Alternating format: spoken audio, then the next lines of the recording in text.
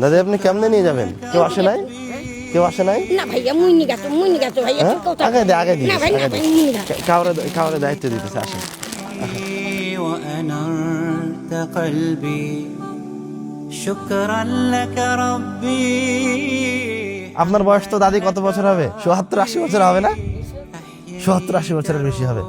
আপনার কি মনে হয় যে আপনি ৭০-৮০ বছর পার করেছেন? কিছু মনে হয় না। মানে দুনিয়াটা এরকম। আর আপনার বয়স কত হবে? হ্যাঁ দাদি, ৬০ বছর বয়স হবে দাদির, না আরো বেশি হবে দাদির। হ্যাঁ, خالقي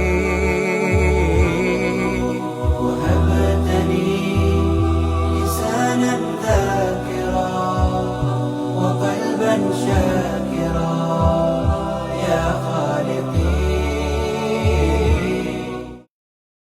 আসসালামু আলাইকুম ওয়া রাহমাতুল্লাহ। আলহামদুলিল্লাহ ওয়াসসালাতু ওয়াসসালামু আলা রাসূলিল্লাহ। আমি আব্দুর রহমান আব্দুর রাজ্জাক দীর্ঘদিন থেকে দেশে এবং দেশের বাইরে অসহায় মানুষদের পাশে দাঁড়ানোর আপ্রাণ চেষ্টা করে আসছি আলহামদুলিল্লাহ। এটি আল্লাহ রাসূল সাল্লাল্লাহু আলাইহি ওয়াসাল্লাম এবং রব্বুল আলামিনের নির্দেশের কারণে করে আসছি।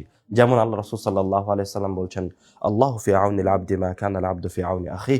রব্বুল আলামিন ওই মানুষের পাশে দাঁড়ান যে আরেকজন বান্দার পাশে দাঁড়ায়। এবং শুধু তাই নয়, রব্বুল আলামিন কিয়ামতের দিন এক শ্রেণীর বান্দাকে জিজ্ঞাসা করবেন যে আমি পৃথিবীতে ক্ষুধার্ত ছিলাম, তুমি আমাকে খাওয়াওনি। আমি পৃথিবীতে পিপাসার্ত ছিলাম, তুমি আমাকে পানি পান করাওনি। তো আদম সন্তান আশ্চর্য হয়ে রব্বুল আলামিনকে জিজ্ঞাসা করবে, রব্বুল আলামিন আমি আপনাকে কিভাবে খাওয়াতে পারি, কিভাবে পান করাতে পারি? আশ্চর্যজনক বিষয় নয় যে রবকে কিভাবে খাওয়াবেন, কিভাবে পান করাবেন? আল্লাহ রব্বুল আলামিন কিয়ামতের দিন ওই বান্দাকে, যারা এই সমস্ত মহৎ কাজে অংশগ্রহণ করেনি, তাদেরকে বলবে যে তোমার কি মনে পড়ে না যে দুনিয়াতে অমুক একজন অসহায় ব্যক্তি তোমার কাছে এসেছিল, তোমার কাছে সহযোগিতা চেয়েছিল, কিন্তু তুমি তাকে সহযোগিতা করনি। তুমি যদি তাকে সহযোগিতা করতে, তাহলে সেটা আজকে কিয়ামতের দিনে আমার কাছে পেতে। তুমি যদি ওই দুনিয়ায় একজন পিপাসার্ত ব্যক্তিকে পানি পান করাতে, তাহলে সেই পানিটা আজকে এই কিয়ামতের দিনে আমার কাছে পেতে। দান হচ্ছে ইবাদতের মাঝে সবচেয়ে শক্তিশালী ইবাদত।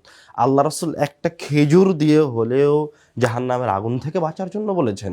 আজকে দিনাজপুরের এই উত্তরাঞ্চলে যে সমস্ত অসহায় মানুষ রয়েছে, তাদের মাঝে আমরা এই ইফতার সামগ্রী বিতরণ করছি ইনশাআল্লাহ। এবং আজকে এই ইফতার সামগ্রীগুলি বিতরণ হবে আল জামিয়া সালাফিয়া তেঘরা বিরল দিনাজপুর থেকে ইনশাআল্লাহ। ওমা তৌফিক ইল্লা বিল্লাহ। আমাদের এই ইফতার সামগ্রীর মাঝে রয়েছে মুড়ি, বুট, এছাড়াও রয়েছে চাউল, ডাল এবং চিনি, এরপরে রয়েছে খেজুর, এরপরে রয়েছে প্রায় অনেকখানি আলু, কিছু আলু নিচে পড়ে গেল।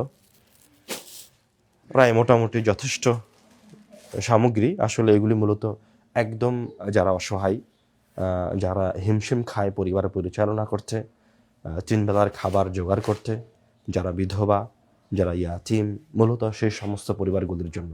এবং আমরা যখন এগুলি বিতরণ করি, তখন আমরা চেষ্টা করি যেন এটা কোনো অসহায় মানুষের হাতেই পৌঁছায়। لك ربي حمدا لك ربي أحييت روحي وأنرت قلبي আসসালামু আলাইকুম ওয়া রাহমাতুল্লাহি ওয়া বারাকাতুহু। ইন্নাল হামদুলিল্লাহ ওয়াস সালাতু ওয়াস সালামু আলা রাসূলিল্লাহ। ক্বালা রাসূলুল্লাহ সাল্লাল্লাহু আলাইহি ওয়াসাল্লাম আস-সিয়ামু জুন্নাতুন ওয়া হিসনুন হাসিনুম মিনান নার। যাবতীয় প্রশংসা রব্বুল আলামিনের শানে নিবেদিত, যিনি আমাদেরকে এখানে নিয়ে এসেছেন এবং আমাদের হাত দিয়ে আপনাদের মতো গুটি কয়েক মানুষের কিছু রুজির ব্যবস্থা করেছেন আলহামদুলিল্লাহ। কয়েকদিন আগে শীতকাল মৌসুম ছিল, তখনও আমরা আমাদের সাধ্য অনুযায়ী আপনাদের পাশে এসে দাঁড়ানোর চেষ্টা করেছি, গুটি কয়েক কথাও বলেছি। এবং আমরা দোয়া করি যে সমস্ত ভাই ও বোনেরা আমাদের সাথে এই মহান কাজে শরীক হয়েছে, আলহামদুলিল্লাহ রব্বুল আলামিন তাদেরকে উত্তম বিনিময় দান করুন। আমরা এখন সময়ের মাঝে, রব্বুল আলামিন যে সময় সৃষ্টি করেছে সেই সময়ের মাঝে সর্বোত্তম সময়ে অবস্থান করছি, সেটা হচ্ছে রমাদান মাস। রমাদান মাস এমন একটা মাস যে রব্বুল আলামিন এই মাসে তার পৃথিবীতে বিভিন্ন ধরনের পরিবর্তন নিয়ে আসেন রমাদান মাসকে সামনে রেখে। যেমন কি পরিবর্তন নিয়ে আসে পৃথিবীতে? যেমন রব্বুল আলামিন এই রমাদান মাসে জাহান্নামের দরজাকে বন্ধ করে দেয়, সুবহানাল্লাহ। রব্বুল আলামিন এই মাসে জান্নাতের দরজাগুলিকে খুলে দেয়, সুবহানাল্লাহ। রব্বুল আলামিন এই মাসে রহমতের দরজাসমূহকে উন্মুক্ত করে দেয়। রব্বুল আলামিন এই মাসে আসমানের দরজাকে খুলে দেয়, সুবহানাল্লাহ। তো এই জায়গায় আরেকটা কথা, রব্বুল আলামিন যে জাহান্নামের দরজা বন্ধ করে দিল, জান্নাতের দরজা খুলে দিল, তো আমরা কি এখন জান্নাতে ঢুকছি? ঢুকিনি।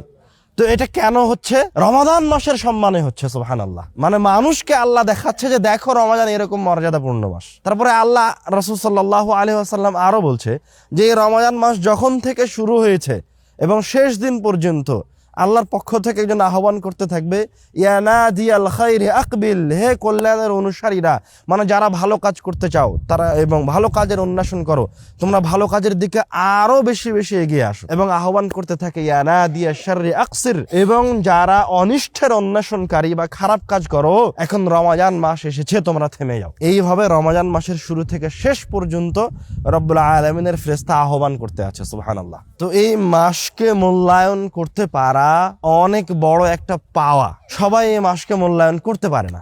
এবং আমরা আরেকটা হাদিস শুরুতে বললাম, আল্লাহ রাসূল বলছেন আসিয়ামু জুন্নাতুন, সিয়াম হচ্ছে ঢাল। ঢাল মানে কি? ঢাল হচ্ছে ওই জিনিস যে জিনিস যোদ্ধারা যুদ্ধে আগে ব্যবহার করতে যেন প্রতিপক্ষ আঘাত না করতে পারে। এখন যেমন বুলেট প্রুফ জ্যাকেট পরে থাকলে গুলি করলে গুলি লাগে না গায়ে, ওটা হচ্ছে জুন্নাতুন, ঢাল, বুলেট প্রুফ জ্যাকেট। ওয়াহিসনুন হাসিনুন, শুধু বুলেট প্রুফ জ্যাকেট নয়, এটা হচ্ছে একটা মজবুত শক্তিশালী দুর্গ, যেই জ্যাকেট পরিধান করলে রব্বুল আলামিন ওই বান্দাকে জাহান্নামের শাস্তি থেকে বাঁচাবেন, সুবহানাল্লাহ।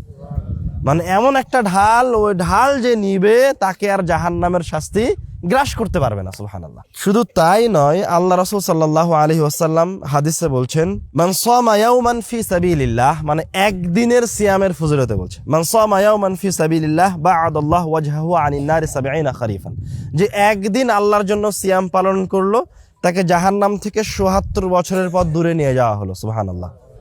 আরেকটা হাদিসে বলছে জাহজাহ আল্লাহু ওয়াজহাহু মিন ৭০ খরিফান বিযালিকাল ইয়াউম, রব্বুল আলামিন ওই একদিনের সিয়ামের বিনিময়ে তার চেহারাকে ৭৭ বছরের পথ দূরে রাখলেন, সুবহানাল্লাহ। আরেকটা হাদিসে বলছেন জাআলাল্লাহু বাইনাহু ওয়া বাইনান নারি খান্দাকান, আল্লাহ রব্বুল আলামিন তার এবং তার ওই জাহান্নাম, যে জাহান্নামে তার যাওয়ার কথা ছিল, ওই জাহান্নামের মাঝে এমন একটা গর্ত খনন করলেন যার দূরত্ব হচ্ছে আসমান এবং জমিনের সমপরিমাণ, সুবহানাল্লাহ। আরেকটা হাদিসে বলছেন যে ব্যক্তি একদিন সিয়াম পালন করলো রব্বুল আলামিনের জন্য, তার আর তার জাহান্নামের দূরত্ব হচ্ছে মাসিরাতা আলফ সানাহ, ১০০০ বছরের দূরত্ব, সুবহানাল্লাহ।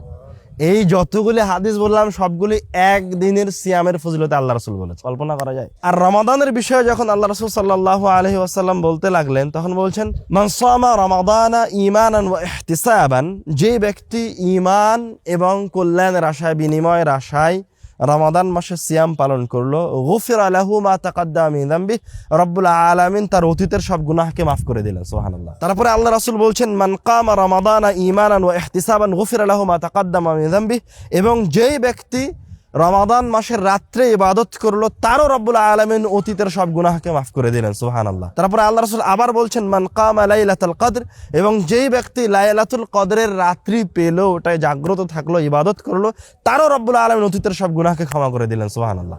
মানে রব্বুল আলামিন এই মাসে খালি ক্ষমা, রহমত, বরকত, সাহায্য নিয়ে বসে আছেন। রব্বুল আলামিন পুরো পৃথিবীকে চেঞ্জ করে রেখেছেন শুধুমাত্র এই রমাদান মাসের কারণে, এত শ্রেষ্ঠ রমাদান মাস। তো এই রমাদান মাসের এই সিয়ামের ফজিলত, এই রমাদান মাসের ফজিলত কি ধনীর জন্য আলাদা, গরিবের জন্য আলাদা? নাফসকে আল্লাহ ধনীকে আলাদা দিয়েছে, গরিবকে আলাদা দিয়েছে? আলাদা দেয়নি। রব্বুল আলামিন তাকওয়া, মানুষের নাফস কে কেমন ইবাদত করেছে এই দুনিয়ায়, তার উপর ভিত্তি করে পরকালীন জীবনে প্রতিদান দিবেন। তো এই জন্য আমাদেরকে মনোযোগী হতে হবে যেন আমরা এই রমাদান মাসকে মূল্যায়ন করতে পারি। আমরা যেন স্বাভাবিক অন্য মাসে যে কাজ করতাম ওইগুলি থেকে বিরত থেকে, মানুষের সাথে ঝগড়াঝাঁটি থেকে বিরত থেকে, অশালীন কাজ তো বহু দূরের কথা, আমাদের সময়কে যেন রব্বুল আলামিনের ইবাদতে ব্যয় করতে পারি। ইনশাআল্লাহ রব্বুল আলামিন আমাদেরকে সেই তৌফিক দান করুন, আল্লাহুম্মা আমিন। এই দুনিয়া হচ্ছে পরীক্ষা। আপনার জীবনের 50-60 বছর পার হয়ে গেছে, 60 বছর পার হয়ে গেছে, বুঝতে পারেননি, মনে হয় যে 60 বছর পার হয়ে গেছে। আপনার বয়স তো দাদি কত বছর হবে? ৭০-৮০ বছর হবে না? ৭০-৮০ বছরের বেশি হবে। আপনার কি মনে হয় যে আপনি ৭০-৮০ বছর পার করেছেন? কিছু মনে হয় না। মানে দুনিয়াটা এরকম। আর আপনার বয়স কত হবে? হ্যাঁ দাদি, 60 বছর বয়স হবে দাদির, না আরো বেশি হবে দাদির? হ্যাঁ, আরো বেশি হবে। তো এই যে দেখেন 60-70 বছর বয়স জীবনের পার হয়ে গেছে, কিন্তু মনে হয় না 60-70 বছর পার হয়ে গেছে। অথচ মানুষকে যে কোনো সময় মৃত্যু গ্রাস করতে পারে, মরণ চলে আসবে। মানে সর্বোচ্চ মানুষ 80-90 বছর, সর্বোচ্চ মানুষ কত বছর বাঁচে? 80-90 বছর। আমাদের সমাজে কোনো কোনো একজন আছে যারা 100 বছর বাঁচে।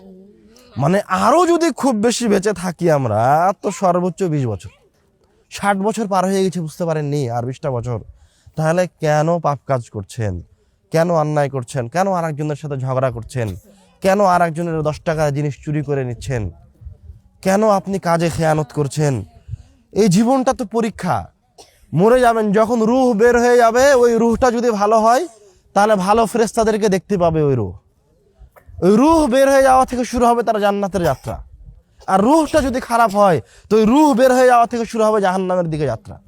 আফসোস করতে থাকবে, আল্লাহকে বলতে থাকবে, আল্লাহ আরেকবার দুনিয়াবী জীবনে আমাকে ফিরিয়ে দাও। কিন্তু আল্লাহ আর ফিরিয়ে দিবে না। আল্লাহ বলবে যে তোমার কাছে একজন দায়ী এসেছিল, তুমি তার কথা শুনোনি, এখন কেন তুমি আমাকে বলছো যে আমাকে আরেকদিন সময় দাও, আরেকবার ফিরিয়ে দাও? আমি তো আর তোমাকে দিব না, আমি তো এই ওয়াদা করেছি। আর কি হয়? আর তো হবে না দাদি, তাই না? আর হবে না। তো এই সময়টাকে আরেকবার যখনই হুকুম হবে তখনই চলে যেতে হবে। এই জিনিসটা যদি মানুষ বুঝতে পারে, তাহলে মানুষ সব কাজ, সব খারাপ কাজ ছেড়ে দিবে, রব্বুল আলামিনের ইবাদতে লিপ্ত হবে। তা আমরা পৃথিবীর সকল মানুষকে, যারা আমাদের ভাষা বুঝছেন, আমাদের কথা শুনছেন, সবার উদ্দেশ্যে আমরা এই কথাই বলবো যে পৃথিবী থেকে চলে যেতে হবে আপনাদেরকে। আপনিও 1 মিনিট পরেও মারা যেতে পারেন, 1 দিন পরেও মারা যেতে পারেন, 1 বছর পরেও মারা যেতে পারেন। বেঁচে থাকবেন না, বেঁচে থাকার কোনো উপায় নেই। পৃথিবীতে চলে যাওয়ার জন্য এসেছেন। সুতরাং পরকালীন জীবনকে সুন্দর করার জন্য জীবন বাজি রেখে চেষ্টা করেন এবং রব্বুল আলামিনের কাছে চান যেন রব্বুল আলামিন আপনাকে ভালো কাজগুলোর উপর অটল থাকার তৌফিক দান করে। আল্লাহুম্মা আমিন। شكرا لك ربي حمدا لك ربي أحييت روحي وأنرت قلبي